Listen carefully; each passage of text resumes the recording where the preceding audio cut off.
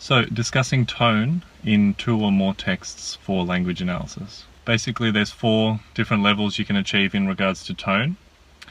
Before we get into those in detail, there's also a level 0, which is probably what you did in year 8 and year 9, and perhaps in year 10 if you weren't doing too hot. And that basically just means you're referring to techniques and the effect, and you're not really talking about tone at all. So level 1, you're giving one tone word for each text. So you might say something like text 1 is formal, whereas text 2 is informal. In regards to tone, you may think it's not that important and it's just something you put in the introduction, but a really well-written piece of language analysis will refer to tone in the introduction, of course, but then you'll use that as sort of your guiding light throughout the piece that you'll then refer to and build in techniques and how they link to the tone and how word choice links with the tone, and you'll sort of combine all the aspects into one really cohesive and insightful piece of writing. The level 2 brings in the Holy Trinity, so you've got 3 of each for both texts, and as you've probably learnt throughout the year, 3s comes up a lot throughout everything we do in English. Essay has 3 body paragraphs. The rule of 3s is in itself a persuasive technique that assists with people's recall of things. So for this, you're going to be bringing in 3 different things.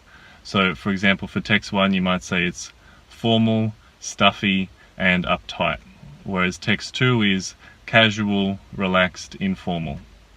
And what you notice about these examples given is that they're all synonyms, so they all mean roughly the same sort of thing, but we've expanded beyond the first level, which is just 1 for each, and we've at least got 3 to get us going. Then for level 3, you'll still be using the Holy Trinity, or the 3 groups of 3 to talk about things, but now these won't actually be synonyms, and they'll be separate aspects or separate sections or separate elements of the text. So for example, text 1 is formal, political, and intellectual. Those are not synonyms. They're related, of course, because the text will be, you would hope, consistent in its tone, but they're separate concepts which you can talk at individually. And then text 2, you might say it's informal, it's silly, and it's optimistic. So again, these are related, but they're not simply synonyms of the same concept or the same tone word that you're using.